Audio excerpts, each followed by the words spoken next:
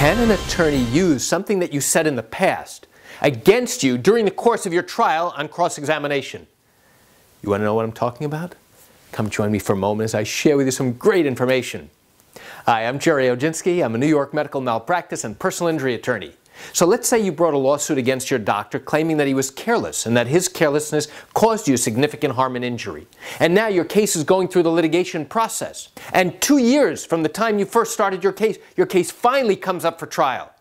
And now one of the first witnesses to testify will be you. You, the injured patient, will now get up to testify. And your lawyer will be asking you lots of open-ended questions. Hey, Mr. Jones, tell us what happened then. What did you do next? Where did you go? How did that happen? And now he'll ask you to explain lots and lots of things. So after a period of time, your lawyer will finish asking you all the questions he needs and all the answers that you give. And then he'll sit down. Now it will be time for the defense lawyer to get up and begin cross-examination. So now the question I raise in this video is, can the opposing attorney take something that you have said in the past and now use it to cross-examine you to show or at least imply that your credibility is a problem? To show or to at least imply that what you are saying now at trial is inconsistent with what you have said in the past. Now, how does he do that? How does he let the jury know that you said something in the past that is totally different than what you've just said in response to your lawyer's questions on direct questioning? One of the key ways that he does that is with using your sworn testimony that you gave earlier in your particular lawsuit. Now, what do I mean? When you bring a civil lawsuit here in New York, you will be required to answer questions by the defense lawyer. Now, that's known as a pretrial question and answer session. That's also known as a deposition or an examination before trial. But there's a big difference with where and when that particular question and answer session takes place. In New York, that question and answer session takes place in your attorney's office, in his conference room. And the only people that will be there will be your attorney, who will be sitting next to you, the defense lawyer, maybe the person whom you have sued will also be there, and there will be a court stenographer to record all of the questions that are being asked and all of the answers that you are giving. There is no jury present. There is no judge present. So now when the defense lawyer asks you questions and you give an answer, you have sworn to tell the truth. Now those questions and answers get transcribed and put into a booklet, into a transcript. And you are given that transcript later on, and you're given instructions that says, hey, read this over. Make sure there are no typographical errors. Make sure these are accurate. And if, by the way, there are errors, here's what you need to do in order to make those changes. Take a separate piece of paper, write down the page number, write down the line number of the problem, make the correction, sign it, sign the actual transcript, put them together, and send it back to your attorney. Your lawyer then goes ahead and now photocopies those 2 pages and sends it off to the defense lawyer. Now the defense lawyer looks at it and says, okay, I see that Mrs. Jones went through her transcript. She'd made a couple of changes, mostly typographical errors, and that's fine. And now we put that away and we save it. And what does he save it for? He saves it for trial. Now, what happens then? So now, as the case is getting ready for trial, each attorney will go through your pretrial question and answer session.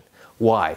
To refamiliarize themselves with exactly the questions that were asked and, more importantly, the answers that you gave, because that locked you in to the answers for those questions. That is your sworn testimony. You swore to tell the truth.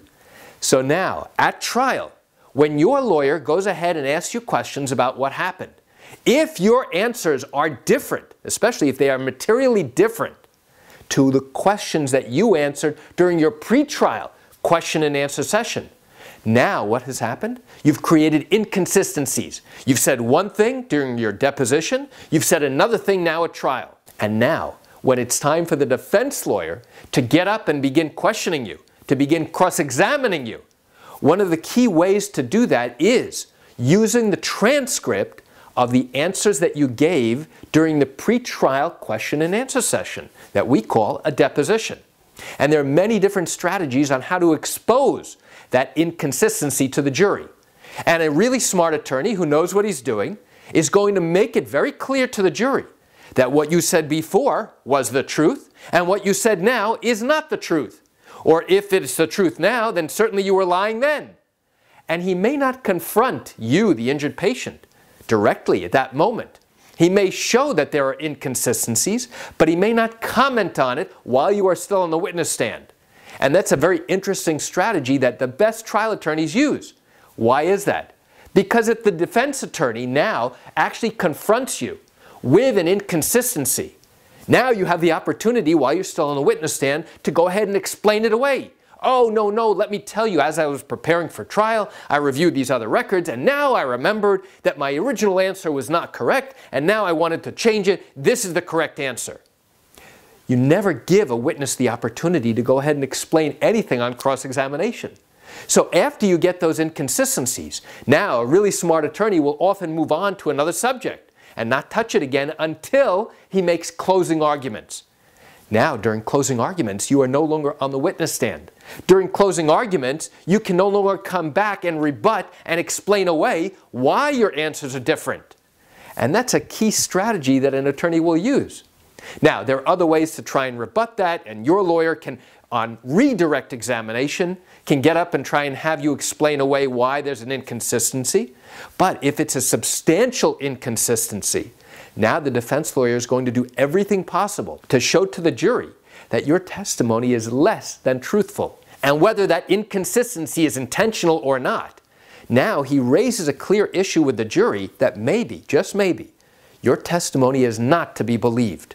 And also, he will ask the judge at the very end of the trial, when the judge gives the jury legal instructions, he's going to ask them to give the jury an instruction that says something like this.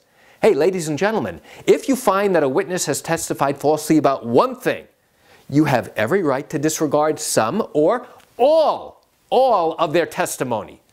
In law, there's a fancy Latin name for that legal instruction called falsus in uno. And all that really means is, hey, listen, if this witness has lied about one thing, could be a big thing, could be a small thing, then how can you trust what they've said about everything else? And that's a very powerful legal instruction. So why do I share this quick information with you? I share it with you just to give you an inside look at what really goes on in these civil trials happening here in the state of New York. You know, I understand you are watching this video because you have questions about your matter. Well, if in fact your matter did happen here in New York and you have not yet started a lawsuit, but still have questions that need to be answered, right?